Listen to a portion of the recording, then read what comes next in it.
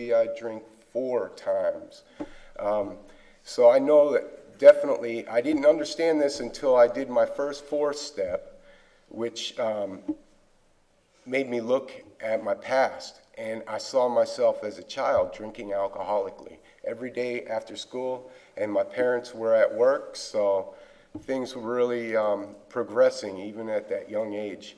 By the time I was 12, I had finished every alcoholic beverage in the cabinet, and I started going downhill in my grades and started acting up in school, you know, and I thought at first I drank because I was an only child, and I considered it as being a lonely child, you know, poor me, I have nobody to play with and things, but later on I found out what an only child is very self-centered and very selfish child. So thanks to the 4-step and thanks to the steps of Alcoholics Anonymous and my sponsor and Alcoholics Anonymous, I could now see clearly, you know, what I was doing back then. I was just trying to fill this deep void, this self-centeredness. I just wanted to feel better all the time. You know, I was thinking I was alone, but I really wasn't. And I was just trying to fill that loneliness or that desire. It was a very strong desire from the start, drinking. Well, anyways, I went through my high school years getting in trouble and going to keg parties and having people buy kegs and a lot of shenanigans and a lot of blackout drinking. I remember my first social drink was my very last social drink. I remember going to a keg party and I had bought my friend a bottle of Everclear grain alcohol and mixed it with some punch, and I remember drinking it and thinking, this is great, I'm having so much fun, and all I remember is hanging out the window and throwing up all down the side of my friend's car. And it was terrible because we lived in a small town, and my friend drove me all around to where all my friends were hanging out at the store and the movie theater and stuff, and I was hanging out the window. I had got wedged there, and I was just puking very badly. And I don't remember very much of anything else that night, but that was the end of my social drinking. And I don't know why, but my friends still wanted me to go out and drink with them. I don't understand why. I was always the shenanigan who passed out, fell down, broke things, or, you know, it was very terrible. Almost every time I drank, I got sick because I could not control how much alcohol that I would take. I would swear 1,000,000 times that I would never touch another drink. Okay, but I was absolutely powerless over that first drink, and once that first drink came, I could not control how much I intook. I was definitely a blackout drinker. Before I was 16, I would wake up. I lived in Connecticut, and I would wake up in New York City, and now how I got there, you know, and not a nice part of New York City either, you know, not like the Park or anything like that. And I would have absolutely no idea how I got there. Later on, my friends would tell me that I drove there and blew up the car, and then we hopped the train and all these other things, and I didn't believe it until I saw the car, you know, blown up, if we could find it. So my alcohol led me to places that I really had no idea I was going there. I didn't think I had an alcohol problem. I thought I was just having fun. Everybody did it or whatnot. Through many upsets of my family, and everything was against me. It was the police. It was everything else. You know, it was never me, but it was my attitude and my outlook upon life, and my drinking career just escalated to land me in institutions and in prisons, and even the rehabs. And I finally thought, I know what I'll do. I'll move to Florida. And I said they won't follow me there, you know. But when I got to Florida, it was really fun. I went out drinking with a bunch of guys and that I just met in the neighborhood, and I got in the biggest fight of my life out there in this mud pit out there in Spring Hill, and I don't really remember it, but I thought it was great. We all, you know, had a beer the next day, and we were like, wow, that was so much fun, you know. And anyways, got broke down to me where I would wake up in jail, and they would try to tell me what I did, and I was like, no, I didn't do that, and I was innocent. Believe me, I was innocent.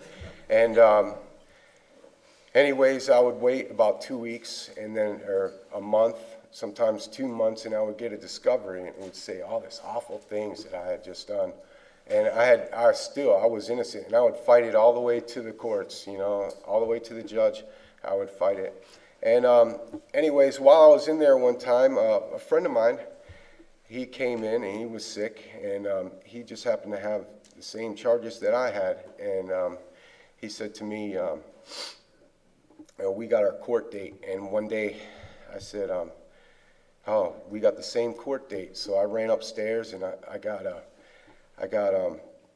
Our Daily Bread, and I brought it down, and I said, look what it says. And it said, pick up your bed and go home. I said, it says roll it up, and it says go home. We're going home. And he said, yeah, that's good, and yeah, maybe we'll go home. I said, no, it says it right here, you know. And he said, it says that in the big book. And I said, the big book? Yeah, the Bible, the big book. And he said, no, the big book of Alcoholics Anonymous. And all the times that I tried to quit on my own, or I tried to do it some other way, or I swore it off, it never worked. But at that moment, I got hope, because it said in the big book on page 19 at the top, it says, after such an approach, many of them do pick up their beds and walk again. And that little sentence right there gave, I think, at that moment, the both of us hope. And anyways, I came into AA right then. I started reading that big book, which was handed to me after he showed me that. And I worked the steps while I was in prison for a year. I worked the steps, and I did them all alone with people telling me, oh, you're a quitter, and this is that, and only queers go to AA and everything else. And anyways, I did this, I did my 4th step, and that very same person with another friend, Bill W., picked me up from the bus stop when I got out of jail and took me to my first meeting on the outside. Really wasn't my first meeting. I had gone to a meeting with someone else before. But I felt hope. But I came in here and I looked around at everyone and I said, there's no way that people are like me, that they have this problem that I have, and I know this is not going to work for me. And I went back out, but shortly after I returned, and my sobriety date today is August 18th of 2011, and that means I got about 6 months now, and this really does work, and it's been really amazing how this works too, by working the steps and sponsorship, and you know, just you people in general, you know, are suffering from the same disease that I have, and I know that now, and I'm very grateful to be here, and thank you. All right.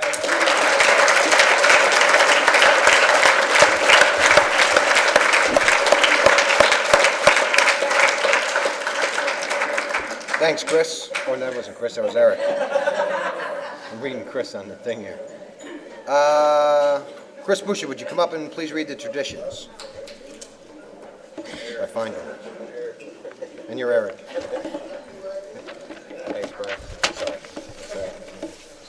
Chris Boucher, I'm an alcoholic. 12 traditions. 1, our common welfare should come first. Personal recovery depends on AA unity. 2, for our group purpose there is but one ultimate authority, a loving God as he may express himself in our group conscience. Our leaders are but trusted servants, they do not govern. 3, the only requirement for AA membership is a desire to stop drinking. 4, each group should be autonomous except matters affecting other groups or AA as a whole. 5, each group has but one primary purpose, to carry its message to the alcoholic who still suffers. 6, an AA group ought never endorse, finance, or lend the AA name to any related facility or outside enterprise, lest problems of money, property, and prestige divert us from our primary purpose. 7, every AA group ought to be fully self-supporting, declining outside contributions. 8, Alcoholics Anonymous should remain forever non-professional, but our service centers may employ special workers. 9, AA as such ought never be organized, but we may create service boards or committees directly responsible to those they serve. 10, Alcoholics Anonymous has no opinion on outside issues, hence the AA name ought never be drawn into public controversy. 11, our public relations policy is based upon attraction rather than promotion. We need always maintain personal anonymity at the level of press, radio, and films. And 12, anonymity is the spiritual foundation of all our traditions, ever reminding us to place principles before personalities. Thanks, Chris. Sean, would you come up and do the chips, please? What? This guy. I don't know, he's talking to me. I'm Sean, I'm an alcoholic. And here at the Fourth Dimension, we pass out chips for various lengths of sobriety, so if you got it, come up and get it. And the first one we pass out is 24 hours. All right, Josh.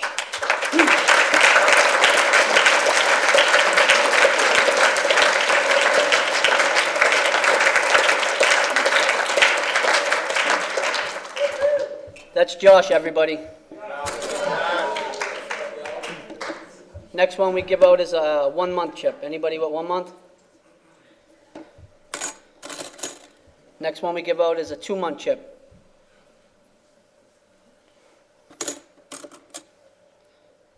We give out green for 3 months. We give out blue for 6 months.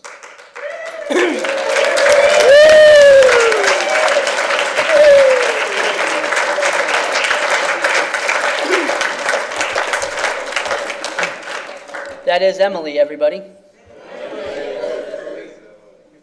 Next one we give out is purple for 9 months. And the next one we give out is a red polka chip for 1 year. And we flip it over for multiples. Thank you, everybody.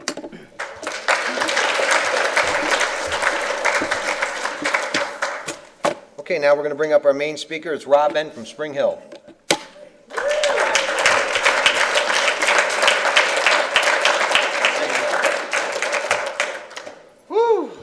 Hi, everybody. I'm a grateful recovering alcoholic. My name is Robert. Hi, Robert. I'm grateful to be standing here tonight, clean and sober by the grace of God. It's by God's grace that I am. It's by His mercy I didn't get what I deserve. Bear with me. I'm nervous. I got to be honest with you. It's only the second time since I've been sober that I stood in front of a group that I've never been to before and people I've never met before, and I got to tell you, it's a little nervous. Tell you a little bit about myself. My sobriety date's January 14th, 2002. I'm 44 years old, and I was born and raised in Tampa, Florida. My journey started off a lot like the gentleman that spoke right before I came up. First time I'd ever put a drink in my body, I was 10 years old. Life would never be the same after that. I can remember that night just as vividly as it happened if it happened yesterday. It was a New Year's Eve party at my grandmother's house because my family's riddled with alcoholism and drinking. And they thought it was a good idea to put a punch bowl together with a bunch of wine and stuff in it for the kids. And I got into it, and I felt the feeling that I never felt before, and I would chase that feeling for a lot of years to come. I can remember ever since I was this tall, always had a hole in me, that something was different about me, and I could not put my finger on it, and I did not know what it was. Later on in life, I would figure out what that was. I had a void in me that no drug or alcohol could ever fill.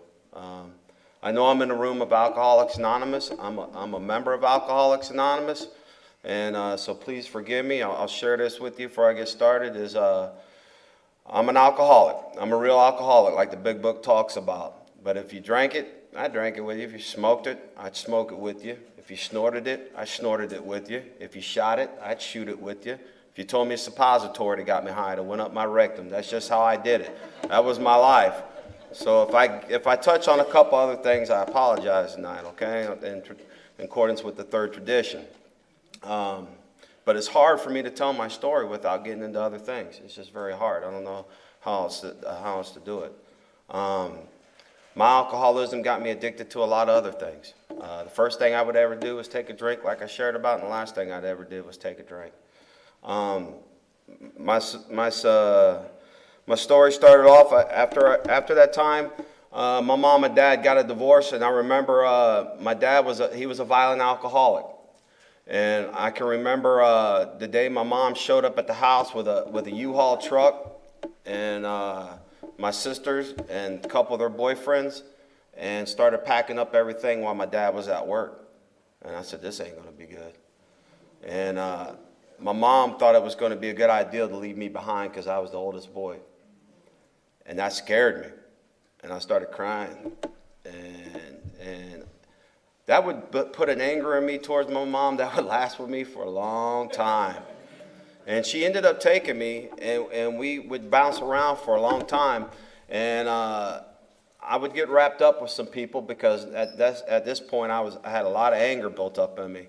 And my mom said she was leaving my old man because he was an alcoholic, but then she ends up marrying another raving alcoholic that I would use to my advantage later on, because I knew where he hid all his booze. So I would tell him if he would mess with me, I'd tell Mom where his booze was, and I wouldn't get in so much trouble when he caught me skipping school and everything. I ran rampant through the streets of Tampa, and I was in and out of rehabs and institutions, and seen all kinds of therapists and psychiatrists because the state of Florida deemed that I had a problem with alcohol and drugs. And I was a teenager, and I got kicked out of every school in Hillsborough County because of it. And I put my mom through a lot of hell because of it.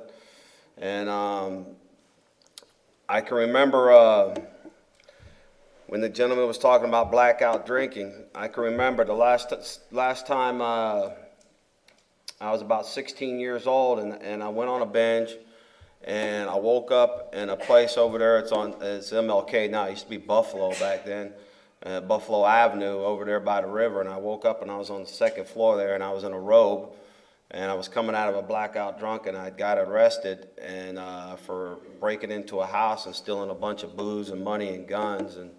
And a psychiatrist that I knew at the time had me committed there, and they said I wasn't going to be able to leave till the psychiatrist said I was mentally fit to leave. And that's when I learned to start playing the game, to tell people what they needed to hear so I could get out of this place. I was one of those people that once I turned the age of 21, I never got in trouble with the law again, except for one time at a Pink Floyd concert. I got kicked out of a stadium full of 72,000 people and got caught by the same cop when I snuck back in there, and they arrested me for trespassing. And I had to go to court for that. But I was one of those people that people got angry at, because I did more things than you could shake a stick at, got more brushes, and got out of more trouble than, and for some reason, God deemed it necessary for me not to get in trouble. And later on in life, I would be grateful for that, because I would not be able to have the job I have today if I had a record. And so I don't have a record. And I'll always be grateful for that. But I did a lot of things. That's why I was sitting here talking about I didn't get what I deserve. I'm no one white chip wonder. I bounced in and out of the rooms of Alcoholics Anonymous for a lot of years. I did the Robert Norman's Anonymous program, and it wasn't very successful. A time came my track record's perfect. Anytime I put this substance into my body, the gentleman was talking about it, I can't tell you what's going to happen. I always end up homeless on the streets, turn into that human tornado, uproot and destroy everything and everybody I come in contact with to get this substance to put it into my body. And the people that love me the most are the ones that are my first victims and the ones I hurt the most. So the first time around in the program of Alcoholics Anonymous, I ended up at Axe Detox on Sly Avenue.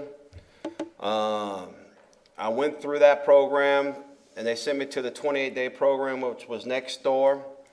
At this point, I was homeless, and I ended up down at the Salvation Army down in Tampa. And this was in the early 90s. While I was there, I got my GED. And I met a woman that would become my first wife. But I know the difference between sobriety and working the steps and having the higher power of my understanding than just not using. Because I've done both, and I know the difference. I would never work a step. I would never work with anybody.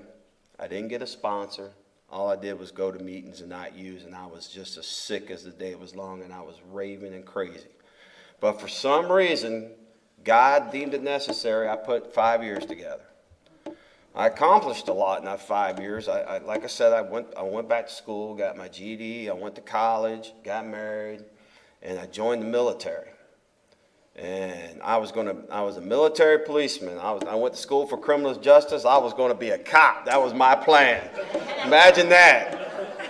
And so, all the years of coming in the rooms of Alcoholics Anonymous, I heard about the progression of the disease, but you couldn't sell me on that. You couldn't sell me that one day, somehow, some way I wasn't going to be able to do this again. Because when I first came into the rooms of Alcoholics Anonymous, like I was telling you about, I came here because of other substances. I wasn't ready to give up drinking. I did not want to give that up. But the dope had really brought me to my knees, and I wasn't ready to admit that I was a real alcoholic. So I had this plan. When I joined the military and I got shipped off, I was away from everybody, and like I said, I put about 5 years together, and I was in Fayetteville, North Carolina. And went to, I'm trying to speed my story up here, went to a movie with a couple other Joes, and it was sold out. And so they said, why don't we go across the street to Chili's? And we got tickets for the next show, and we went over to Chili's, and Chili's was packed, and the lady said, all we have is a table inside the bar. Y'all take that? And we said, yeah, and we sat down, and they ordered a drink, and I said, yeah, give me a Jack and Coke. And that would be the last thing I would remember. 3 days later, they were coming to get me out of a hotel room, my first sergeant and squad leader and a couple other people. And I was AWOL. And they took me back to Fort Bragg, and I pissed hot. And so now I'm facing the field grade Article 15, and I had to stand in front of the colonel.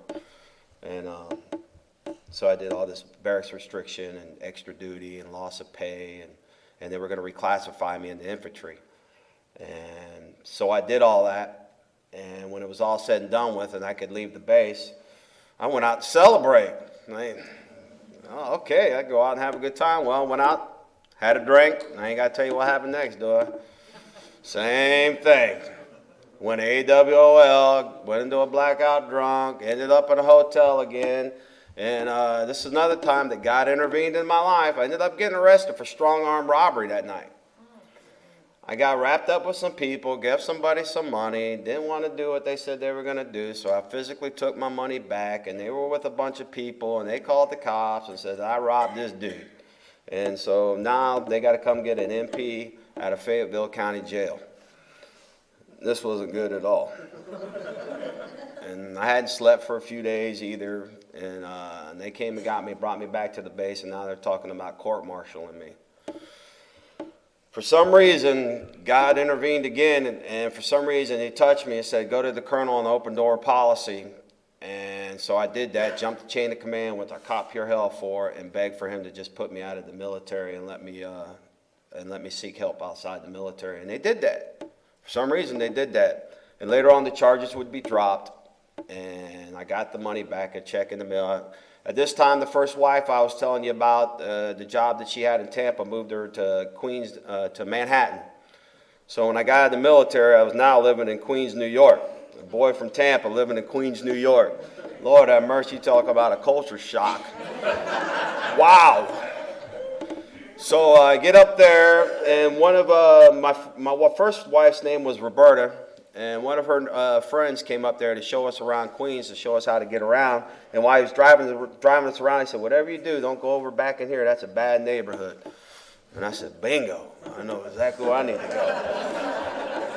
So I ended up getting a job at a hotel in Queens, New York, in Manhattan, called the Parker Meridian, and I was doing security there. And a gentleman asked me to go to a Knicks game. I'd never been to a basketball game before, so I went to a Knicks game. I'd been drinking, and Roberta had already broke down into tears when she found out what was going on with me. And I said, "Oh, babe, I'm going to come back to New York. I'm going to do the same thing." And I'm glad I didn't do the same thing again, but told her I was going to work the program, blah, blah, blah, blah, blah, but I didn't do any of that. I ain't got to get into all that. And I would commence to put her through Pure Hell for a lot of years. And to this day, I can never talk bad about that woman, because as far as I'm concerned, she's going straight to heaven, because I put her through Pure Hell on this earth. I ended up back there in that neighborhood I was talking about, and things got rolling for me again. And now I'm in Queens, New York. And I would do my same old MO, go missing for days on end, and then show up back at the house with my head tucked between my legs, like it talks about in the doctor's opinion. Also remorseful, begging, "Oh, please, I'm sorry. I won't do it again. And then bam, I did it again. Didn't want to, didn't mean to, but I did it again. I didn't realize I was dealing with a disease that was so powerful that it made me do things, including it. I didn't know that. And I kept on, and during this time, my wife got pregnant. And I got a 12-year-old boy today. His name's Steven. I started worrying about what he was going to be like because of the things I'd put into my body when I got her pregnant. So I'm at work one day. I get the call. My wife had to be rushed to the hospital. She was having complications, and they had to induce labor, and they needed to get my son out of there. So I left there, and it was in December. My son was born on December 18th. And I went to the hospital there in Queens, and they couldn't get him out, so they took her in for a C-section. And they let me go in there, and I watched them cut her open, and they couldn't get him out. His head was stuck in there. And they brought this big dude in. I mean, he was big. And he dug up in there. And, I literally had her up like this. I can't make this stuff up. And finally got my son unstuck and brought him over to the table. And they couldn't get him to cry and breathe. And now I'm freaking out. I'm crying. And it seemed like an eternity. And he just went, "Man." And he started breathing again. And the reason why I'm sharing about this is because she looked up at me and said, "Babe, why don't you go home and take a shower and come back? You've been here for a while." And I said, "Okay." Well, on the way home, I stopped at the bar and had a drink. I wouldn't make it back to the hospital. I would hear my wife sitting there. When later on I find out they put staples across her belly, and she's sitting there with a newborn son all by herself with no family. And I'm sitting there in my apartment drinking, doing other things, listening to the answer machine. "Where are you? I need you. Where are you?" And she still didn't leave me after that. But the day would come when she would grab my boy and said, "I'm leaving. And when I leave and I come back, I want you gone."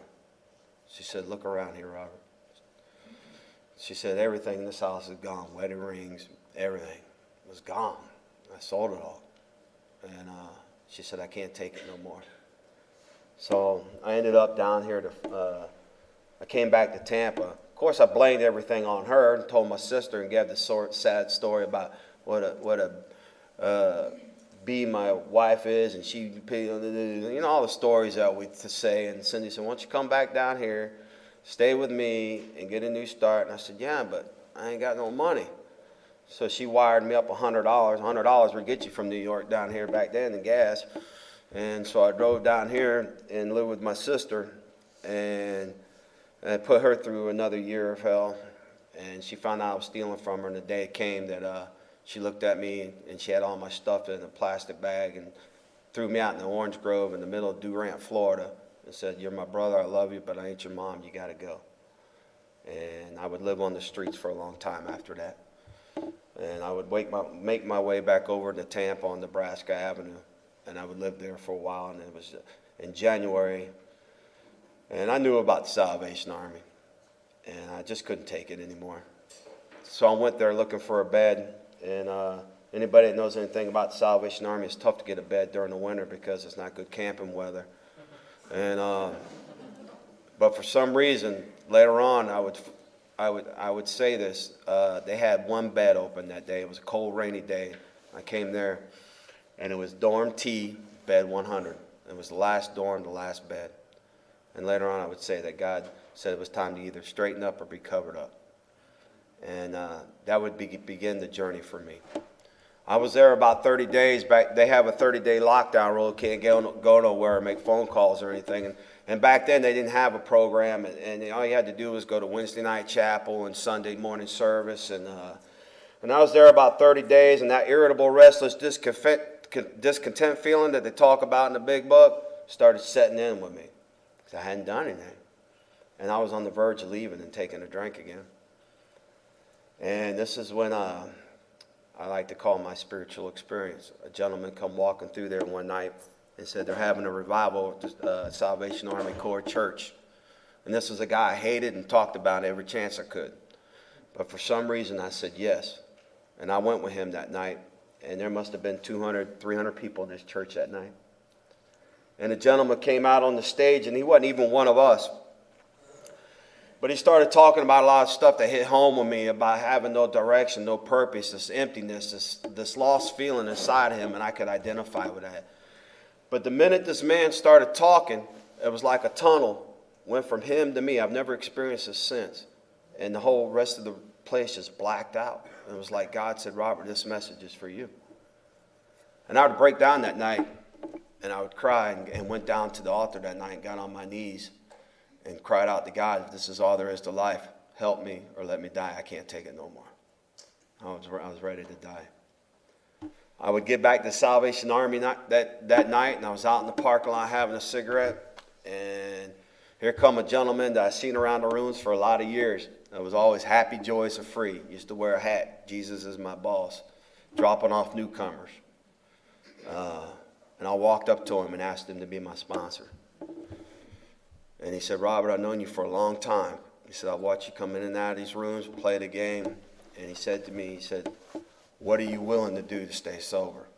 And for some reason, I said anything. He said, "Good answer." He said, "Okay." And from that point on, the journey would begin for me in the program of Alcoholics Anonymous, and I haven't had to pick up a drink since. He would come and pick me up every night and take me to a meeting. And we'd go to places I didn't want to go to, do things I didn't want to do, talk to people I didn't want to talk to, stay out to all hours of the night, just barely make it back at curfew at 11 o'clock that they had there. And things started to get better for me. I remember one night he came to pick me up, and I wasn't out front waiting on him. And he came in, had me paged. I came down, got in the car, and it was a Tuesday night. We were on our way to Town and Country Hospital. And he looked over at me, and he said, "Robert," he said, "this is the last time I'll ever do this." He said, "If I'm courteous enough to come and get you and pick you up to take you to a meeting, you could be outside waiting on me." And he said, "If I was a dope man, you'd have been outside an hour ago waiting on me." He said, "You need to take your recovery just that serious." And from that point on, it would never happen again. But you know, he was one of those people that rode me very hard, and I may break down and start crying because he passed. And he died sober, and he was my sponsor for the first 9 years of my sobriety. And when I got the call, it broke me. Him and my dad died the same week. And I was at my dad's side when he was dying, and I had to shut his heart off. And I get the call that Jimmy's dead. They found him dead. And my sponsor was a sick man. And he was a lot sicker than he let a lot of people know. And he was on dialysis 3 days a week. And he knew he was dying. But he carried the message all the way up to the day he died. And that's what I want to do. He died in his apartment. He went into a diabetic coma, I think, and he hit his head on the counter, and he bled out. And when he didn't show up at a meeting Monday night, went over there knocking on the door, and they could hear the phone ringing inside, so they busted the door down and they found Jimmy. And it took me. I miss him to this day. Nobody knew me like that man did. And we got into the steps in the Big Book of Alcoholics Anonymous, and I began to change. Like it talks about in that book, we've been reborn. I believe that. I am not the same creature that walked through that door 10 years ago. Not the man I want to be, but thank God I'm not the man I used to be. And I know that I'm an alcoholic today. You know, all the way up to the way I introduced myself was taught to me. He said, chances are, Robert, you're never going to forget your name, but you must never, ever forget what you are. So that's why I always say what I am before I say who I am. He taught me that. It's not much that comes out of my mouth that's original. It was either taught to me or I read it in the book. And we got into the first step, and he asked me a couple questions. He said, Robert, he said, do you believe that you're an alcoholic just as well as you know your name's Robert? I said, yes. He said, do you believe that you're an alcoholic just as well as you know you're a man? And I said, yes. He said, good. And, you know, like Bill was talking about in his story about I had met my master. The freedom that came when I gave up the fight and was done with alcohol, I never can describe that feeling again. I'm not fighting anymore. I can't do it. And so then we moved on to step 2, and I'm missing some stuff. I'm nervous, guys. And you know, it talks about when we had to fully concede to our innermost self, so we're alcoholic. I did that. I believe that. Then we got into step 2, kind of believe that the power greater of self could restore us to sanity. And he had a funny way of putting things, and he told me, he said, wait a minute, before we even get started, he said, if you have a problem with a higher power, let me tell you about the one you had before you got here. And I said, what's that? He said, drugs and alcohol. He said, you did what it told you to do, when it told you to do it, who it told you to do it to, when it told you to do it. And I said, wow, you're right. And he said that insanity that they're talking about in the second step is not the broken marriages, not the wrecked cars, not the jail terms, not any of that stuff. He said, that's just doing business with this disease. He said the insanity he's talking about is doing the same thing over and over, expecting different results. That I need to smash that ideal, like it talks about on page 30, that I can ever drink safety again. Then that little gray matter he used to say that you like to call a brain, in the back of your head, you need to smash that ideal that you can ever drink safely again. And I did. And then I came to step 3 and made that decision to turn my will and my life over to the care of God as I understood Him. Now, my higher power is Jesus Christ. That's what my sponsor believed in. He led me to that, and I got saved, and I'll always be grateful for that. And then we got into the 4th step. First, we got on our knees and did the 3rd step, and then we moved on. And life is totally different for me today now.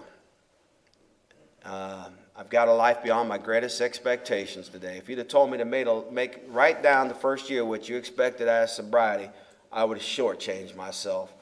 Because, like it talks about in the Big Book, I got rocketed into a 4th dimension. I like that. I like that because that's what happened to me.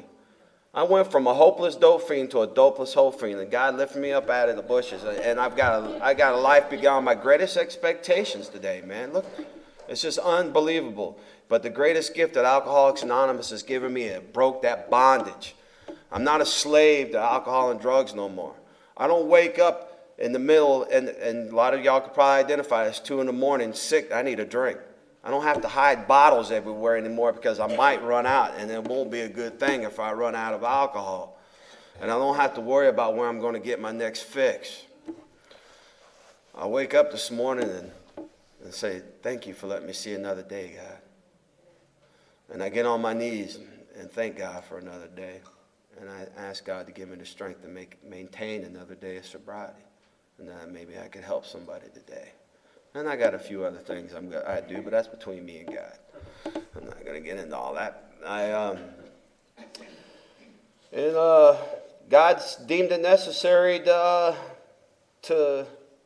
He has definitely blessed me financially. That's a fact. But most of all, I got peace today. I'm comfortable in my own skin today. I can remember for a long time not being comfortable in my own skin like I was talking about.